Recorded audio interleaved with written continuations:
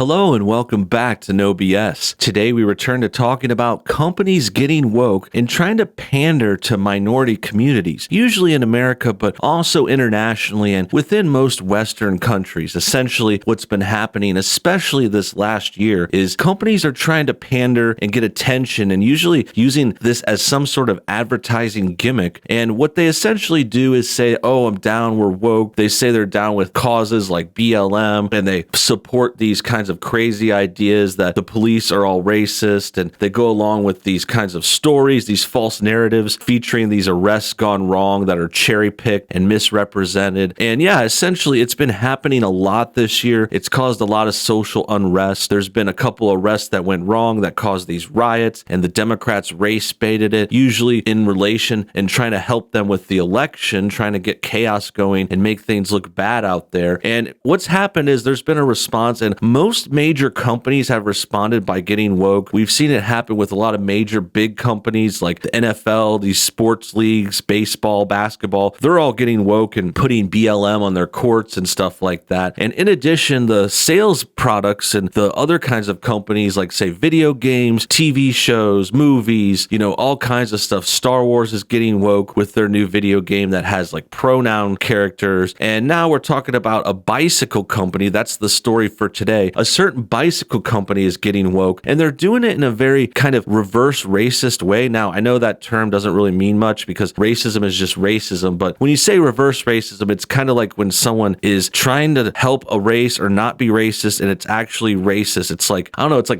like accidentally racist or like ironically racist or something. But yeah, that's what we're going over today. Essentially, they're offering a certain minority group a discount because of supposed hardships they faced, when really it's their ancestors. If it's even anything at all, it's their great grandparents or something like that might have faced some issues. But that's what we're talking about today. A bike company getting woke, offering a discount. We're going to get more into the story soon, but first, let's take a moment to check out our sponsor. As things get more tense in this country, it's important to have the ability to protect yourself and your family, which is why I carry the Fighter Flare flashlight. It's a professional grade, tactical, ultra bright flashlight. It's solar powered too, so I don't need batteries all the time. It also has a USB connector so I can charge my phone or other devices anywhere I like. And it has other life-saving add-ons like an emergency strobe light setting, a compass, a wire cutter, and a glass-breaking hammer as well. Plus, it's been recommended by military, law enforcement, and emergency professionals. This is the only tactical flashlight I'll choose to protect myself and my family too. Not to mention, it's really wicked bright, as you can see by this demonstration. Here's a picture from their website. It's really bright, really sturdy, can be used for both lighting and saving your life and self-defense and stuff like that too. So I highly suggest you guys check it out and use code NoBS25 to get an additional 25% off. Check out the link below this video or visit fighterflare.com, and don't forget to use code NoBS25. Great, now that that's out of the way, let's talk more about this story. This article from Yahoo has more details. It says, a bike company offers black customers reparations in the form of a discount. Now, reparations are, of course, implying it has something to do with racism. It's like this sort of reward that black people demand for surviving racism. And had they actually been on a plantation or suffered from it, they might have an argument. In fact, there were some reparations made and given back in the day after the Civil War, after we defeated and stopped racism. There was a time when they were supposed to get like 40 acres and a mule. There was other kinds of ways they got reparations. They also got special treatment and things throughout history, like when they got the civil rights movement, gave them affirmative action, and different minorities started getting special treatment. And, they also get special treatment in the media. Even today, they're getting sorts of reparations. Now, it's not direct like payments to their bank accounts, but black people do get this kind of special treatment. They're like said, oh, we got to treat them better. Like everyone's racist against them. Like, you notice how these companies and these BLM people are all pandering to them. Like, they're already getting their reparations. They're already getting special treatment. They're already getting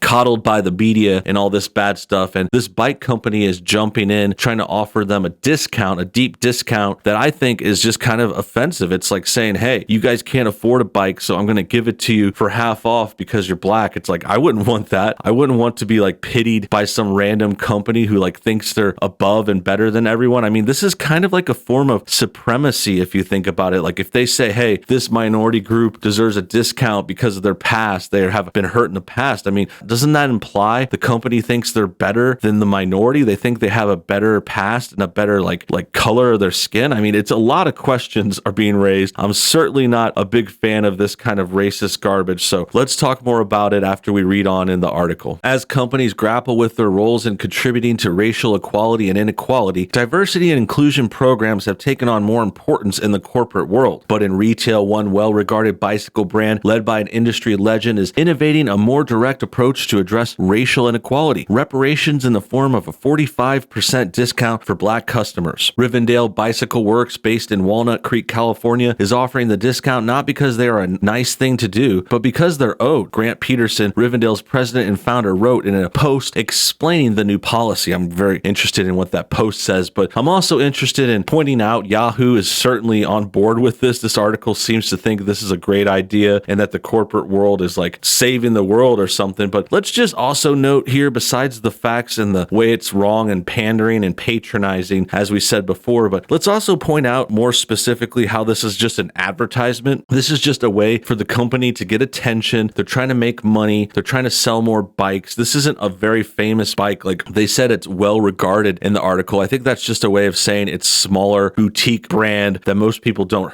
hear about. But if you're like a bicycle nut, you probably have or something. I'm not sure. I don't know much about them, but it's definitely not like a Schwinn or, Huffy or some kind of bike. I might have heard of it in America as a kid growing up. That's what we used to ride, but that was a long time ago. Now I'm dating myself, but okay, I'm getting sidetracked. Don't digress. The point is, this is an advertisement. They're trying to make money. They're trying to virtue signal. This is like pretty much the height of virtue signaling. They're signaling their virtue to the world, saying, hey, we're a company. We're virtuous. We care about minorities. Come buy from us. Give us some money. And yeah, they're going to offer a few discounts. But the other thing is, like, how many people you think are actually going to take advantage of this? Like, these bikes are probably super expensive, like $500,000 each. So even with a discount, it's still going to be expensive. Like, it's still going to be a couple $100. That's a good deal. But, I don't think this demographic is not necessarily the best bikers. These bike companies are usually frequented by different demographics, if you know what I mean. And yeah, this Grant Peterson guy, he seems like he's just really, really woke. This company is based in California. Surprise, surprise. I don't think that should really surprise anyone considering this kind of rhetoric and garbage theory is coming out of them. It's just total nonsense. The company had been informally dabbling with this policy since July 2018 for walk-in customers and has sold 3 bikes and a few accessories at the discount. But amid this year's racial justice movement and COVID limiting walk-in customers, Rivendell is sold across the country but also remains a brick-and-mortar presence at its headquarters. The company moved to make it official and will kick off the program October 12th. The company is allocating 10% of its bikes for the discount and will not raise prices on other bikes to pay for the program. The move is meant to acknowledge that significant amounts of wealth in the country has come at the expense of the labor of Black people, a group that specifically has been disadvantaged more than others from slavery, Jim Crow laws, mortgage discrimination, and other forms of financial discrimination. So, I mean, they're not necessarily all the way wrong. This isn't not true. There was a point in our history where this form of labor was used. It's certainly shameful. It's certainly a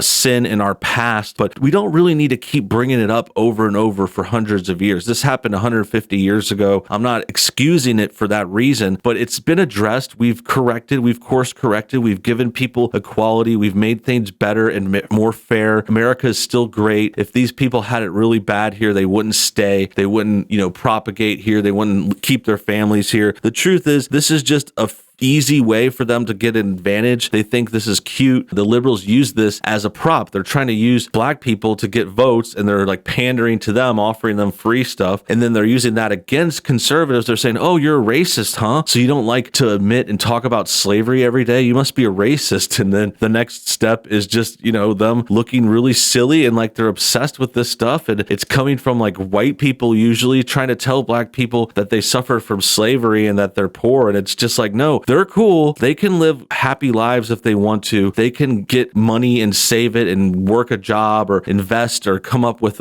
something. I mean, there's lots of rich Black people in America, lots of millionaires, lots of actors, directors, like lots of them. I mean, I don't understand the fact that they act like they were all disenfranchised and like they can't make money. I mean, if that was true, we wouldn't have LeBron James. We wouldn't have Jay-Z, Kanye West. We wouldn't have big football stars, basketball stars. Michael Jordan is a billionaire. Tiger Woods is half Black. I mean, these people would not exist if this sort of racism was still going on. Bracing for controversy, Peterson said he hadn't seen any other businesses do something like this previously, nor has Tom Mavis, a professor of marketing at NYU who studies marketing and consumer behavior. Well, that's probably because this is a dumb idea. No one else did it because they shouldn't be doing it. You guys shouldn't be doing it. This is silly. You are being a racist. Mavis said exclusivity of discounts often makes customers cry unfair, though customers often find it acceptable to provide discounts to certain groups who have an obvious need or limited resources, lower income, kids, elderly, or who may feel earned the discount through their sacrifice, military and nurses during a pandemic. Whether ethnicity-based discounts framed as reparations fall into this category is unclear to me, Mavis said. Peterson and Rivendell anticipate blowback and have taken great pains to explain their position. Well, this is the blowback. This is the response. We're telling you this is a dumb idea, and you just got to look back and think, hey, they're basically saying being black is equivalent to being low income, having kids out of wedlock, or being old. They're also saying it's like going through a sacrifice like the military or nurses during a pandemic. I mean, this is pretty low thinking of black people. I got to admit, this is certainly a new low. To see someone admit this in a Yahoo article is certainly interesting. I mean, this is the kind of stuff, this guy is definitely digging a hole. He's digging himself in a hole. He's showing his true expression and how he really feels about these minorities. In my opinion, yeah, sure, there were some bad things in our past, but every single person and background and race and color and ethnicity, we've all had terrible things happen to our people in the past. It's not exclusive to this group. It's not exclusive to any group. You know, there were Irish famine survivors. There were people who came from other groups that were discriminated during World War